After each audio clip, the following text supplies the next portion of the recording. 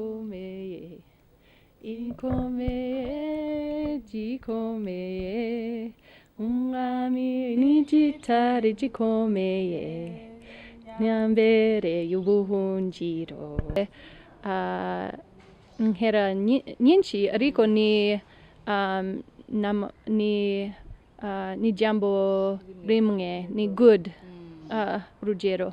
Ariko mu Kinyarwanda kuko hari inteko z'amagambo zitandukanye, hari mwiza, beza, heza, bwiza. Niyo mpamvu yego ni ururimi rukomeye, ariko ushobora kuvuga, ushobora kwiga, ushobora gusoma, kandi hari abantu. Ndabasuje inshuti za Talent TV, televiziyo yanyu ibagezaho ibiganiro byiza bitandukanye. Nkuko mubizi tuganira n'abantu batandukanye mu bintu bitandukanye, babashije kwiteza imbere, bafite ahantu bavuye ndetse n'aho bagejeje, kugira ngo badusangize ubwo bumenyi.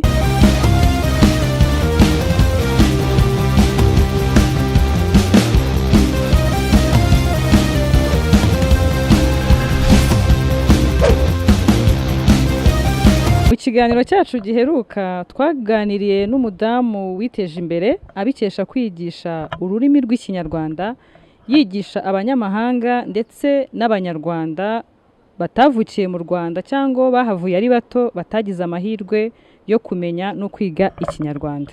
Nk'uko rero twabibasezeranije, uyu munsi turaganira n'umwe mu banyeshuri b'abanyamahanga bakirimo no kwiga ururimi rw'Ikinyarwanda, kugira ngo twumve aho ageze yiga ururimi rw'Ikinyarwanda n'uburyo koko bishoboka ko umunyamahanga yavuga ururimi rw'Ikinyarwanda.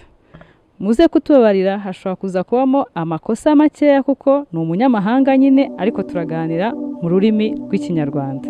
Murakoze, mbahaye ikaze. Njyewe ugiye kubagezaho ikiganiro nitwa Devote.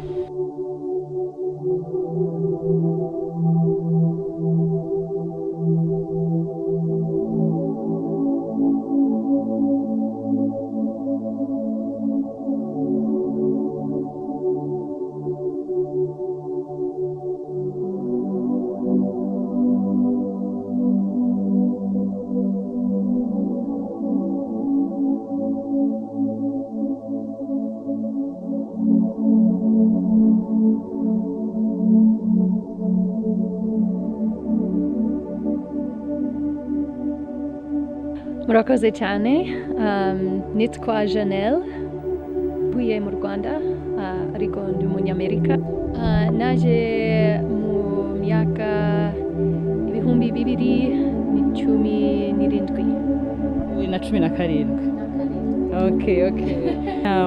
Nasanze urimo kwiga Ikinyarwanda. Watangiye kwiga ryari? Natangiye kwiga Ikinyarwanda naje mu Rwanda mu myaka 2017, kandi ndimo kwiga muri iyi minsi. Ni byiza cyane. Ni iki cyaguteye kwiga Ikinyarwanda? Nifuje kwiga Ikinyarwanda kuko nkorana n'Abanyarwanda. Ni byiza cyane ko waje mu 2017, ariko birumvikana ko uzi Ikinyarwanda cyinshi. Ni ubuhe buryo wakoresheje kugira ngo uyu munsi ube wabasha kuvuga Ikinyarwanda, ubashe kumvikana n'abantu bavuga Ikinyarwanda? Njyewe ndatekereza ko uburyo bwo kwiga Ikinyarwanda no kuvuga Ikinyarwanda neza ni kugerageza kuvuga buri munsi n'amagambo make cyangwa amagambo menshi, ariko ugomba kuvuga Ikinyarwanda buri munsi niba ushaka kuvuga neza, kuko n'ururimi rikomeye, ariko buhoro buhoro ushobora kuvuga neza n'abaturanyi, n'inshuti, n'abandi, kandi uko n'uburyo bwanje yego nize Ikinyarwanda no yego. yego urakoze cyane Janelle. Ndatekereza ko uri mu banyamahanga bakeya bari mu Rwanda bashobora kuba bazi Ikinyarwanda. Ese hari ninde hari umuntu wakugiriye inama cyangwa se wakubwiye ngo ugomba kwiga Ikinyarwanda cyangwa ni wowe gusa wabitekereje? Oya, ndatekereza ko abanyamahanga bose bagomba kugerageza kuvuga Ikinyarwanda kuko mu Rwanda hari umuco mwiza ariko kumenya umuco w'u Rwanda neza ugomba kumenya Ikinyarwanda kuko hari amagambo matandukanye kandi ntidufite mu Cyongereza. Yego, urugero ni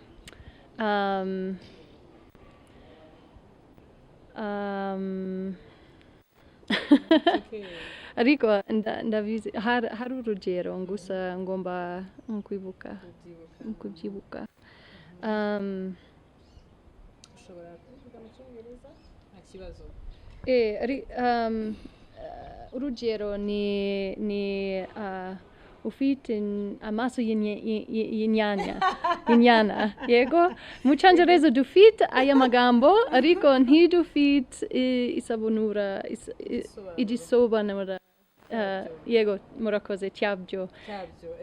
Amaso y'inyana bisobanura uri mwiza cyane. Ni ukuri nibyo.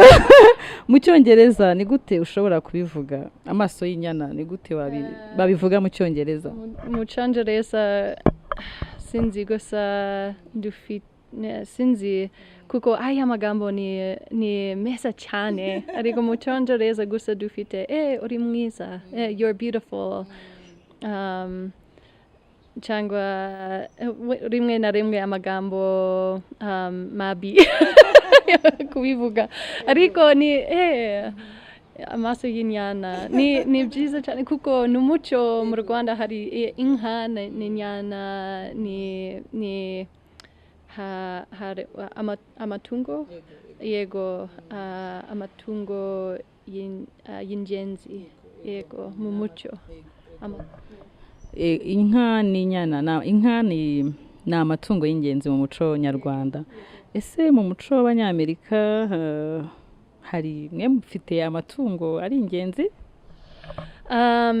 Yego, ariko ndatekereza ko dufite imico myinshi muri Amerika, niyo mpamvu sinshobora kuvuga n'imico yose hariya. Ariko ni kagoma ni inyoni.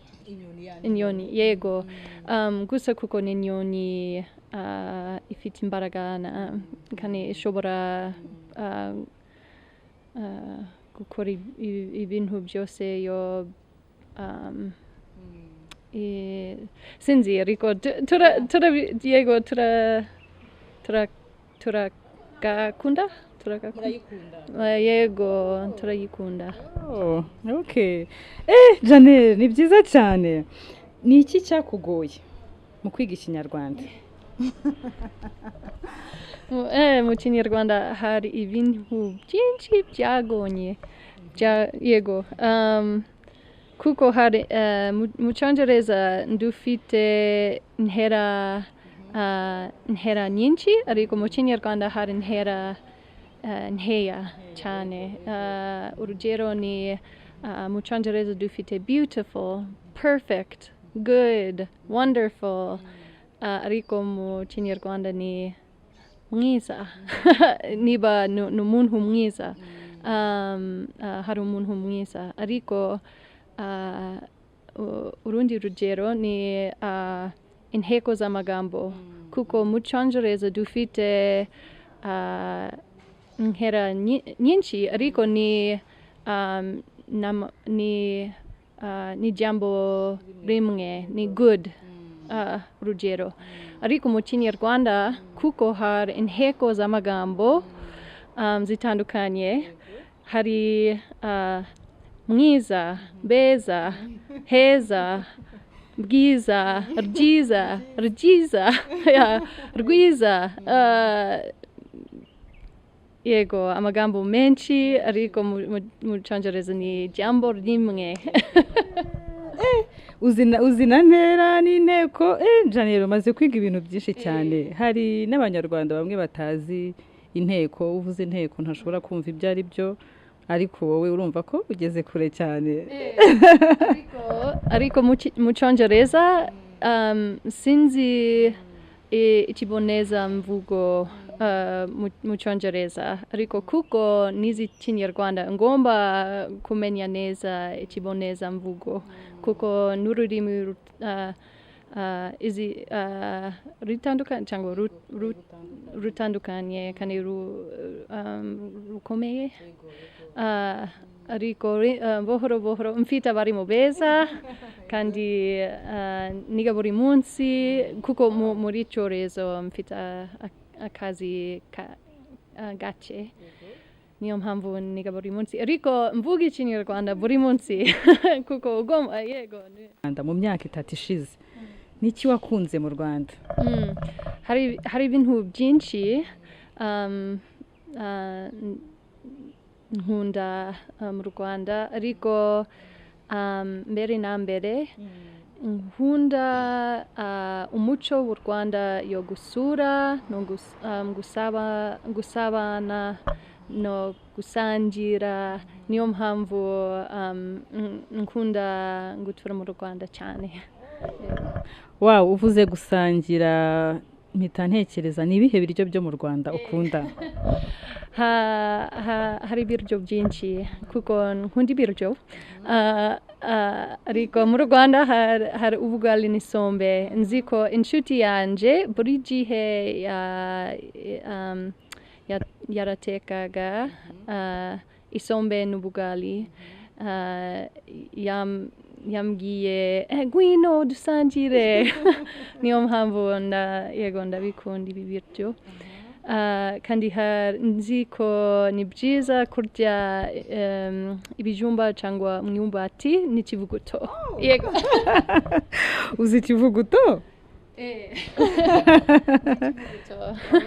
ni byiza cyane nashaka kukubaza kubera uri umunyeshuri w'Ikinyarwanda ese wari wagira ubushobozi bwo kuba wakurikirana nk'amakuru cyangwa ibindi biganiro bitandukanye kuri televiziyo ivuga Ikinyarwanda rimwe na rimwe ngerageza kureba televiziyo mu Kinyarwanda n'Ikinyarwanda ariko birakomeye kumva ibintu byose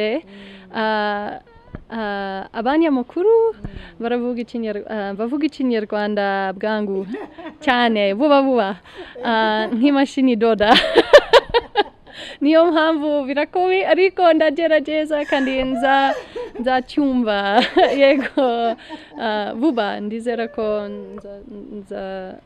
yego uzakimenya vuba urakizi cyane ahubwo nawe mu minsi iri imbere uzaba umunyamakuru kuri televiziyo imwe yo mu Rwanda ivuga Ikinyarwanda kuko uvuga Ikinyarwanda cyinshi cyane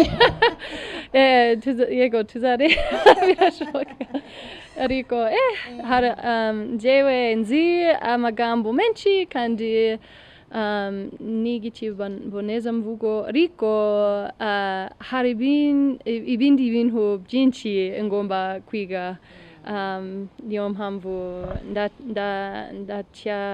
ndakiga yego ndakiga buri munsi Janelle uratangaje cyane ni wowe munyamahanga dushobora kuba tuganiriye kandi umaze igihe gito cyane mu Rwanda imyaka 3 ni mikeya cyane ukaba ushobora kuganira n'umuntu iminota irenze 10-20 udakoresha Icyongereza ni byiza cyane courage uzakimenya yego Janelle tukiganira nagira ngo nkubaze mu Rwanda wari umaze gutembera ahantu hangana gute se wabonye u Rwanda rumeze rute muri rusange kuko akazi kanje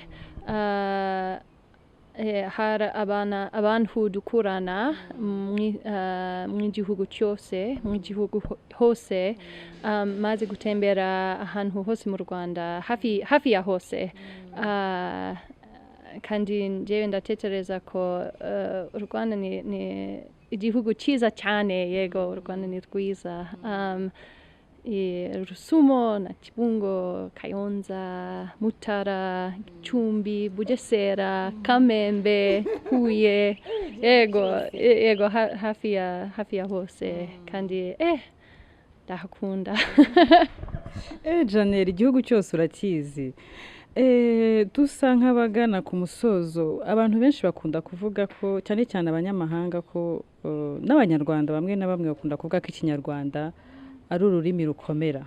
Ese wagira ihe nama abantu bashaka kwiga Ikinyarwanda ariko bakagira ubwoba bagatinya ko bikomeye? Njyewe ndatekereza ko yego ni ururimi rukomeye nukuri ariko hari abarimu beza i Kigali kandi cyangwa ahandi hantu ariko yego inama nshaka gubaha ni gerageza kwiga kuko wenda abanyamahanga bafite amahirwe menshi yo kwiga dufite inshingano z'ingenzi zo kwiga no kumenya no kuvugana n'abanyarwanda n'abaturanyi n'inshuti niyo mpamvu yego ni ururimi rukomeye ariko ushobora kuvuga ushobora kwiga ushobora gusoma kandi hari abantu barabafasha yego barabafasha. Urakoze cyane Janelle. Nashaka kukubaza hari nkatwe abanyarwanda iyo tuvuga icyongereza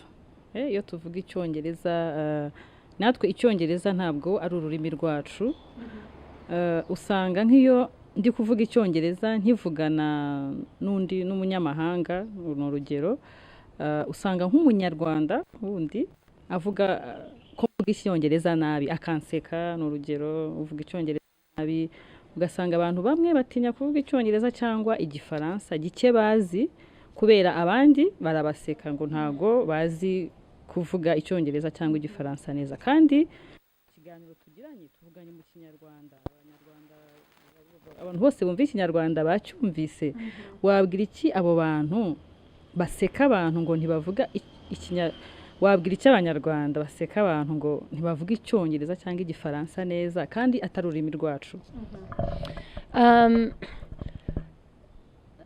Mbere na mbere ndashaka kuvuga ko njyewe ko mu ikiganiro nakoze amakosa mu rurimi nzi ko mvuga Ikinyarwanda rimwe na rimwe n'amagambo sinzi ni mabi ariko ni yego nakoze amakosa yego ariko birumvikana yego niyo mpamvu rimwe na rimwe ngomba kwimseka. I want to say laugh at myself. Kwiseka kuko nzi ko yego nkora amakosa ariko ndishimiye kuko mfite inshuti nyinshi kandi izi nshuti ziramfasha cyane niyo mpamvu niba hari abandi bantu kandi barashaka kuvuga indimu oya indimu ni biryo yego indimi zitandukanye kandi aba bantu barashaka kugerageza kuvuga tugomba kubafasha yego kuko rimwe na rimwe niba abandi baseka cyane buri gihe undi muntu arashaka kuvuga ururimi rutandukanye uwo muntu ntushaka kuvuga yego kukivuga kuruvuga niyo mpamvu tugomba kugira imitima myiza yego umutima mwiza yo gufasha wo gufasha ni ukuvuga ko umuntu ushobora kunseka ngo ndimo kuvuga icyongereza nabi ni urugero njyewe nawe turimo kuganira mu cyongereza nkakora amakosa menshi kunseka ntabwo ari byiza yego si byiza guseka buri gihe rimwe na rimwe hari amakosa kandi bose baraseka yego ariko ni byiza niba uzi ururimi neza kandi hari undi agerageza kuruvuga ugomba kumufasha yego kwiga no gusubiramo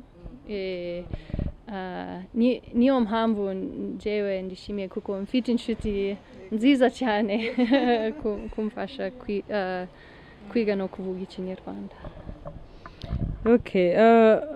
nashaka kukubaza nihe nama wagira abandi banyamahanga bashaka kwiga ikinyarwanda cyangwa se hari n'abanyarwanda batakuriye mu Rwanda cyangwa batavukiye mu Rwanda cyangwa bavuye mu Rwanda ari abana bato ariko batazi ikinyarwanda niyihe nama wabagira yabatera imbaraga zo kuza kwiga ikinyarwanda simbyumva neza nshaka yego niyihe inama wagira cyangwa se waha abandi banyamahanga Rwanda bashaka kwiga no kumenya neza ikinyarwanda ndashaka kubabwira ko ikinyarwanda ni ururimi rwiza cyane nk'indirimbo mu kanya urandirimbira akaririmbo kandi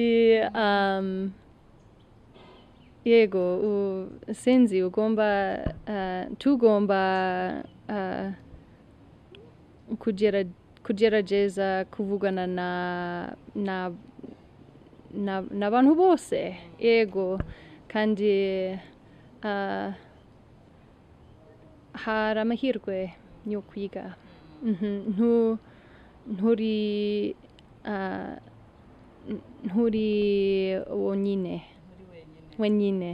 nturi wenyine hari abandi bantu barashaka kubafasha kandi ndi hano urashaka kuvugana nanjye ni hano ariko sinzi kuko wenda niba mbigisha yego nabi sinzi oya wabigisha neza ikigaragara wabigisha neza umaze kumenya amagambo menshi vocabulary nyinshi cyane birashoboka ko wabafasha abanyamahanga bashaka kwiga ikinyarwanda Janelle ashobora kubafasha nawe mu minsi iri imbere azaba ari umwarimu w'ikinyarwanda subiramo umwarimu w'ikinyarwanda mu minsi iri imbere nawe uzaba uri umwarimu w'ikinyarwanda uzaba next time we will be yego Kinyarwanda teacher next time birashoboka nukuri birashoboka ariko nzi ko hari abarimu beza hano mu Rwanda kandi njyewe mfite akandi kazi niyo mpamvu ugomba kwiga na barimo yego bigisha ikinyarwanda neza cyane tugana ku musozo Janelle ufite gahunda ariko yo kuguma mu Rwanda cyangwa uzasubira muri Amerika sinzi kuko mfite contract n'akazi kanje kandi mfite indi myaka ibiri hano mu Rwanda ariko tuzareba kuko birashoboka nzaguma mu Rwanda. Birashoboka ko ufite fiancé w'umunyarwanda? Imana izi byose kandi tuzareba birashoboka. Janelle urakoze cyane.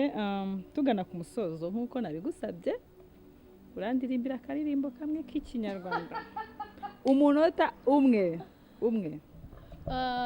Indirimbo z'ikinyarwanda yego hari kuko ndasengera ku rusengero hano mu Rwanda nzi indirimbo zo gushimisha Imana niyo mpamvu nze hari umwami w'igitare gikomeye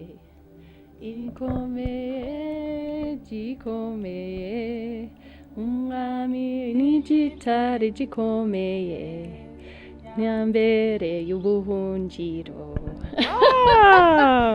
Janelle urakoze cyane. Turagushimiye kuri kano kanya keza uduhaye kandi turatekereza ko nitwongera kugutumira uzongera ukatwemerera ukaduha umwanya. Murakoze cyane ndabashimira cyane kuri Talent TV kandi murakoze yego sawa umugoroba mwiza. Twongeye kubashimira abakunzi ba Talent TV nk'uko twari twabibabwiye murabona ko ibintu byose birashoboka.